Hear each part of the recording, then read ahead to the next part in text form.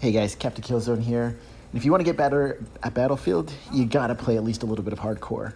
One of the first things you'll realize is that it's a completely different style from regular public games, and you'll learn a lot about how people move strategically throughout the map, different ways people engage objectives and that kind of stuff. So today, Killzone Cavalry class, what I'm showing you is I'm playing in a hardcore server on Cavalry. I'm going to show you a full gameplay video, and hopefully you can pick up some things both in terms of how hardcore works, but also how Cavalry works in hardcore.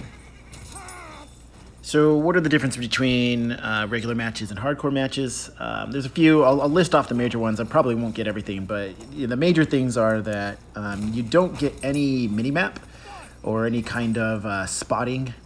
So you'll see both enemies and friendly players don't actually have any friendly indicators on them, or will tell you whether they're on your squad or tell you whether they're on the enemy team. You have to rely entirely on the color of their outfit or your visual understanding of what the uniforms look like. In most cases, it's fairly easy, especially on the desert kind of maps. Americans and British are in all brown, and the Ottomans especially are fairly easy to identify in their white uniforms. But it's definitely critical, of course, that you're kind of paying attention to what people are wearing. And oh my God, this guy's like super invested in sniping me. He's not going to get me from that distance, though. But it does remind me, the next thing that's different in hardcore is that you do actually take 200% bullet damage, or in other words, bullet damage is set to 200%. I think, and someone might correct me if I'm wrong, but in the little bit I've been playing hardcore, it doesn't actually seem to affect my cavalry rider all that much. In other words, I'm not dying twice as much as I would expect from bullet fire. Although, of course, if you are infantry, you definitely die a lot faster from bullet fire while in hardcore. So I don't know, maybe someone will tell me whether this applies to cavalry in a different way or not, but it doesn't seem to. But what it does mean is that when you pull out your rifle and you start shooting the enemy with your cavalry rifle, it's basically a one-hit kill. I don't think I've ever, unless the guy was more than 150 meters away, which is fairly far for that rifle, had to take more than one shot. So that's the second thing you'll notice. I think tanks are a little less bulky.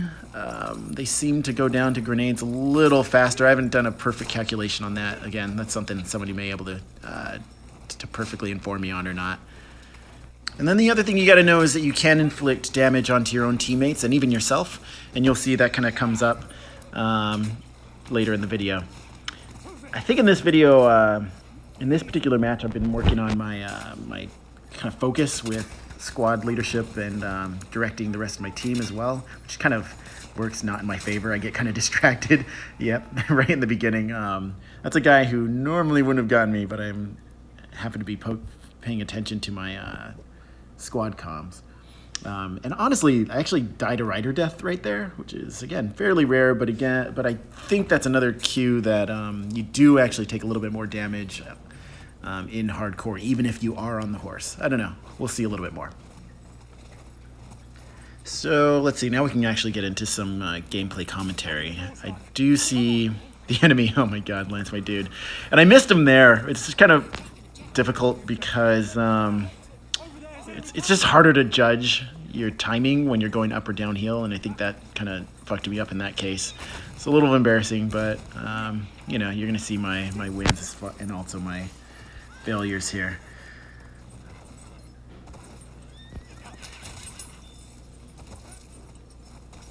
But, I ended up getting them anyway.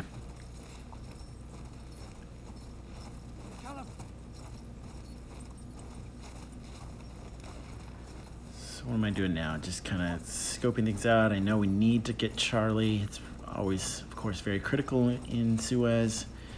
You'll notice that spotting ends up being really critical. Even if, because right there, it's just the contrast between the dunes and the light in the background made it hard for me to tell if that was even an enemy or not. But you do get an audio cue, even though you don't get a visual mini-map or visual 3D spot, you do get an audio cue, which ends up helping and goes a long way to making sure you're not going to get those team kills. Oh, let's see. Here's a dude who's running over the wall. I'm pretty sure I try to get him in midair. Luckily, this building has a little exit for me. Otherwise, you know, you might notice the horse gets stuck fairly easily. In that case, I was fairly lucky.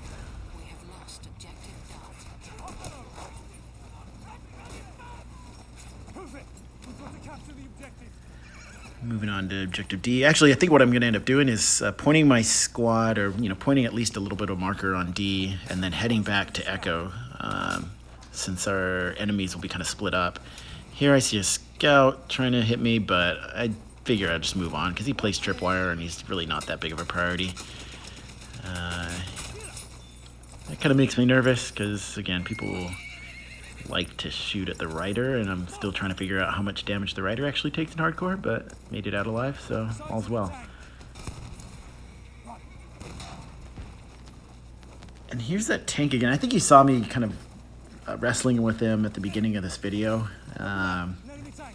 Might be the same guy. I'll have to look back and check, but usually I'm trying to prioritize things like this. He has the flanker variant with those high explosive shells, so I don't actually worry about him that much. Those shells, you'll probably hear me say this every video, but they're almost impossible to kill cavalry with that. At least, I mean, I almost never die by it because, one, it's very hard to actually land a hit. They almost never land a hit on me. And then two, when they do land a hit, it only does rider damage. So, that's something I can recover very quickly from. Anyway, let's see what's happening here now. Man, my aim has been so off these last few days. I've been kind of kicking myself because, honestly, one of the reasons I even started playing hardcore to begin with is because I've been playing more competitive League lately. And of course, it's night and day difference between how people play in public games and competitive games because, people are a lot more squad focused. There's a lot more strategic movement. And I wanted to play hardcore to try to get at least a little bit of a sense of that. And, so I played my first comp match last week, and I was kicking myself so hard for missing all of my lance strikes. The other cavalry riders, this dude, you may have run into him, Wiki13, and he was just nailing everything while I was fucking swinging around like a dummy. So hardcore is kind of my way to get a little bit more of a sense of how comp works. There's weird things like team kills that happen in hardcore that don't happen in competitive. In Suez particularly, so C, of course, is a major objective, but I don't know, like I said, I haven't really had a lot of issue with team kills on the horse. You do have to occasionally just make sure you don't run into your own dudes, but I think, honestly, that hill on C is one of the only problem areas I've had as far as accidentally killing my own guys. Everything else is people are fairly strategic about their movements or fairly conscious of their movements. But I have noticed on C here, you definitely have to kind of pay attention to on hardcore. Apparently I didn't get those explosives earlier, so I'll get those now.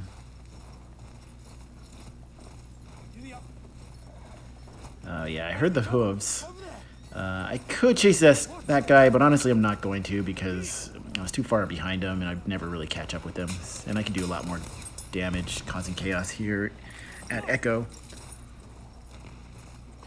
But yeah, hardcore is kind of interesting. It's, like I said, the game flow tends to end up being something like a lot more people holding objectives more strategically, or at least kind of a squad staying on an objective and just really being fairly defensive is a lot more common than you'll see in pub games. Basically, in public, I've started to think about it as people are just kind of running around like, hey, here's an objective, I can run over to it. Whereas in competitive and to some degree hardcore, there's a lot more focus on maintaining a presence in very specific areas. So, of course, objectives, but also kind of key things like the house over by C, or kind of like entry and exit lanes to and from objectives themselves.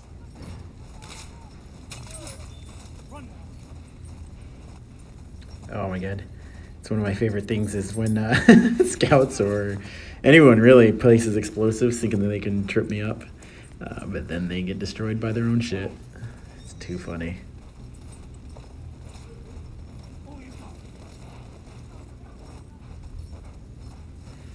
Oh yeah, those armored cars. So, I mean, they're usually trying to back cap, right? They're trying to get faster behind the flanks, behind anyone else. Of course, they only take 2 grenades to disable them. Even if you don't destroy them right out, you'll at least stop them from moving, which does the trick.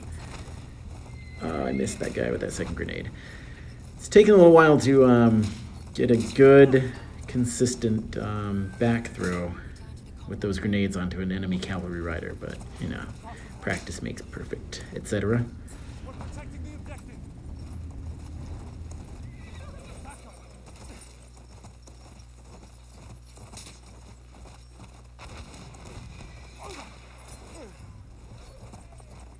We have taken objective Charlie.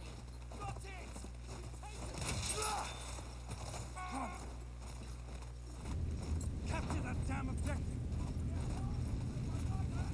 Run now!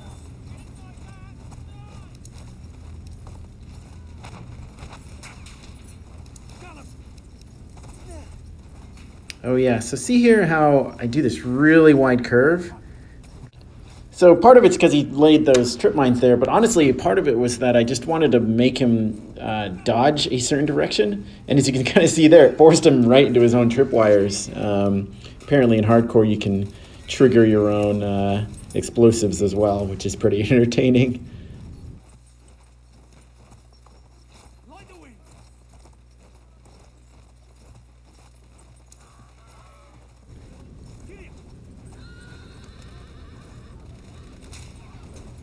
Here again, just another scenario where I know we've got A, B, and C, so my job is to cause chaos in Echo while the rest of the team is going after objective D.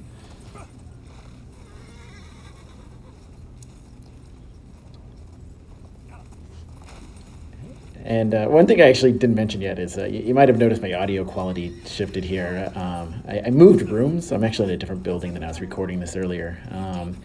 I actually thought that this room would be a little bit better and quieter, but it turns out it's just more echoey, so, you know, thanks for bearing with me on that. I'll figure out a good system. Like I said, I'm literally just recording these, like, on my iPhone, at least the audio part, and it's working out fine enough. Let's see. I remember taking some notes about these guys. Oh, yeah, you got to run over those AT rockets, and I missed them. I felt a little fortunate about that. I got them there, though, and it let me kind of be in a honestly a little bit better position to chase this tank because I didn't want to be immediately in front of him.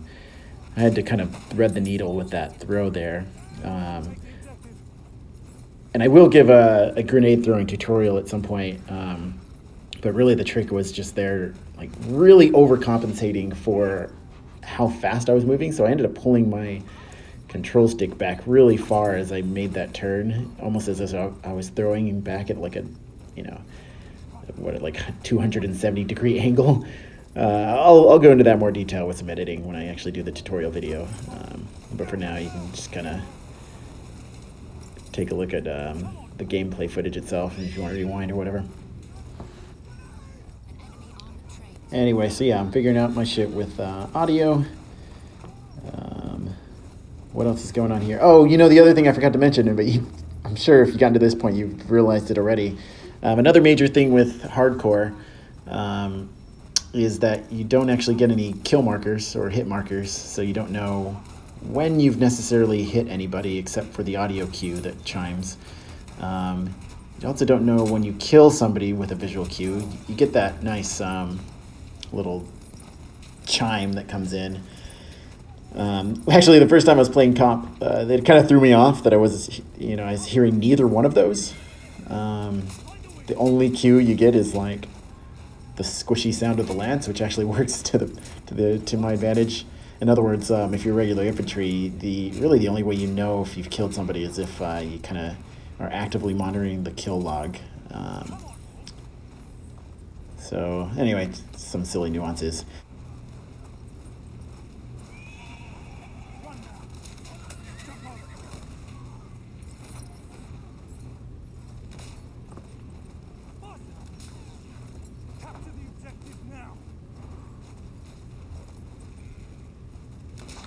Here's another little place where I did a little double juke on my approach so that it confuses him in terms of which way he should go.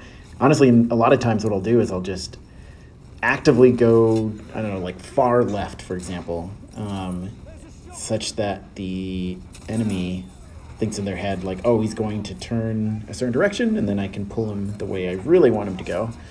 That sounds like another thing that I should probably explain with an edited tutorial, because it's probably just word salad at this point. But hey, here's a kind of like a teachable moment. A lot of infantry doesn't really, they don't expect you to do anything except run hard full speed at them in circles. So here what I'm doing is I'm kind of slowing down in very strategic places or considered places, knowing that I want him to be in a place where I can potentially get with my lance. It didn't happen there, and you know, I kind of left because it's not really worth it, my time to sit there and chase him. But I did want to show that you know, just letting your thumb off the throttle, so to speak, if you're on console, and using control sticks, just slightly releasing it a little bit and just letting your horse kind of walk for a second as you're engaging an enemy is usually the trick.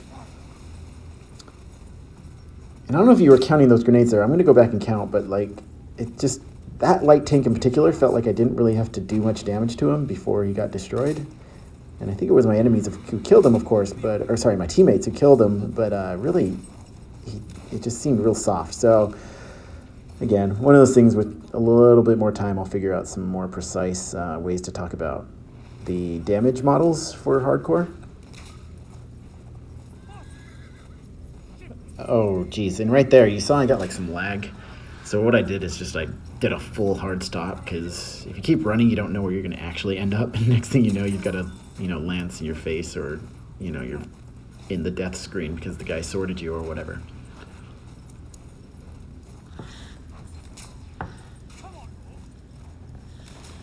Here's one of those situations where getting the timer on a rider who is shooting at you is kind of tricky. Honestly, it feels like it should be easier than a guy who's charging you expecting to melee you. The problem is that they're not moving as fast, so it just kind of throws off the timing sometimes, and some cavalry riders have a little hard time with it, so it's worth just thinking about explicitly.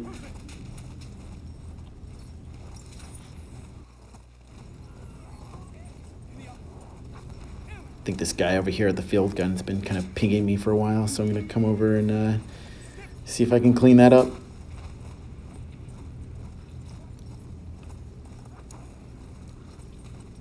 See, at that point, I know I just need a much better approach, so I make this huge circle around to be able to get the best angle on him, and I can actually get both these guys here. Oh, I missed that guy, but you saw I ran right into that field gun, and you may already know this, but field guns are like hot fucking lava death to a horse. You just nudge those things, and you'll lose about, like 30 to 40 damage at least on your horse. Next thing you know, you're getting shot up with bullets, and you've got a death on your hands. So anyway, you can't see that marker on hardcore, but just knowing that field guns will fucking eat you up if you even just put a slightest finger on them. That's one of the most important things. I swear I die by those things all the goddamn time. All right, at this stage, their dreadnought has been able to work C in the center over here, so I'm going to kind of move back over. I think this is where I actually accidentally run over a couple of my own dudes, if I remember right. Oh no, see what's happening here? I actually do this on the Lance tutorial video. That strike right there I did real early as I came around the corner of the wall. And again, it's something it's a scenario that comes up really often. It's that corner concrete wall there where somebody goes and hides in the corner, so you have to just circle around and just pull your lance like way before you even see them, but you'll get them every time.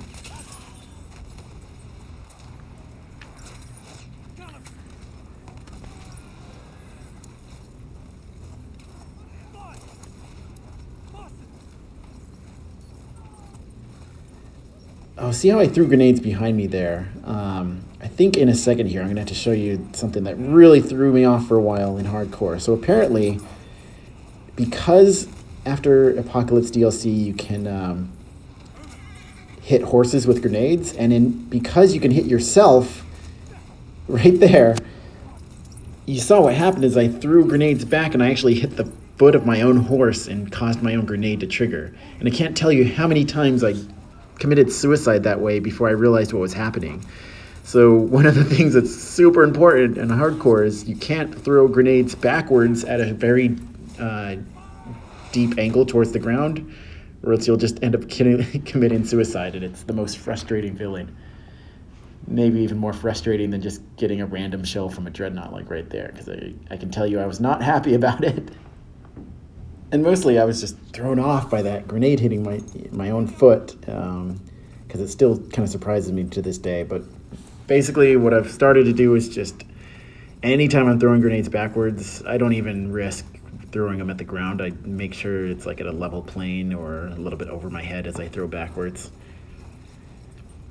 And again, it's just this weird combination of, one, you can now hit horses with grenades ever since the Apocalypse DLC. And then two, in hardcore, you can inflict damage to yourself. So I guess I never realized that in regular games, when you throw grenades backwards at the ground, you are actually passing the grenade through, what the hitbox assumes is your horse's foot. And it just never mattered until I started playing hardcore.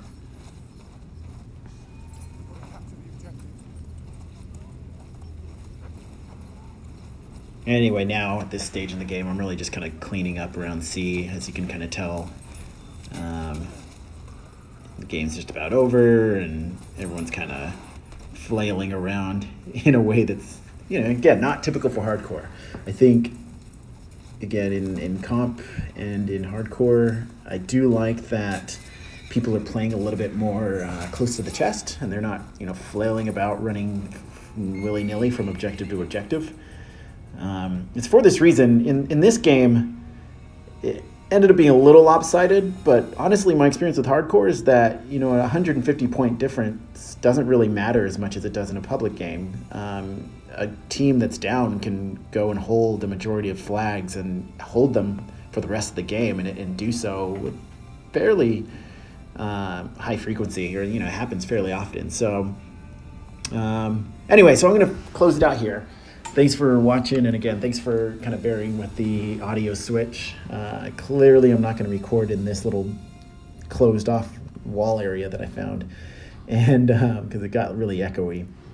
But no, guys, thanks for all the notes. I'm getting great little bits of feedback from how you guys are playing and some of the things that you guys are interested in seeing. Like I said, I owe you guys some tutorial videos rather than just these gameplay, but I'll get you them soon.